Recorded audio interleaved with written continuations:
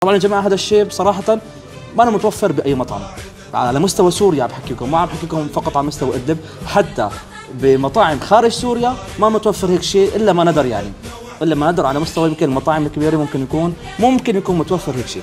اليوم احنا بمطعمنا احنا نتعلم من زبايننا، يعني ضيفنا احنا نتعلم منه. شوف على الخدمه الموجوده بالمطعم، هاي الورقه ورقه الملاحظات. بعد ما تخلص انت اليوم مثلا فايت تاكل، بعد ما تخلص اكل في عندك هون شيء اسمه ورقه ملاحظات. هاي الورقه الملاحظات شوف شو مكتوب من فوق، رايكم يهمنا، رايك بالخدمه المقدمه. يعني الخدمه المقدمه انت اليوم كيف شفت خدمه الزبائن الموجوده داخل المطعم؟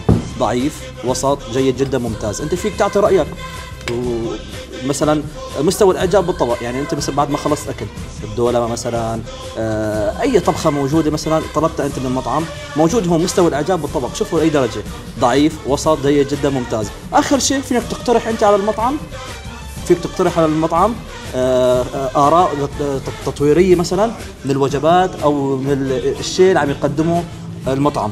العادة عند العرب الكرم. نعم. فالكريم يسمع من ضيفه. أكيد بالضبط.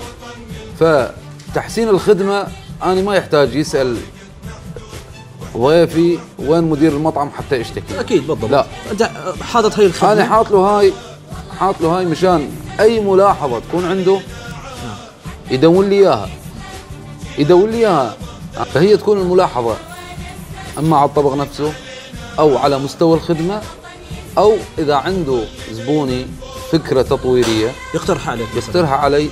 زين، أنا أكون من الشاكرين، لأن اليوم همي هو إرضاء الزبون. أكيد ضيفي يطلع من عندي راضي. الأمر مثل ما يصير بعاداتنا وتقاليدنا اللي تربينا عليها. اليوم أنت ما ترتاح إذا ضيفك طلع منك زعلان، ضيفك بده يطلع راضي، يعني مهما يكلف الأمر. صحيح. آخر شيء شرفتونا أغاتي. شرفتونا أغاتي، حياكم الله.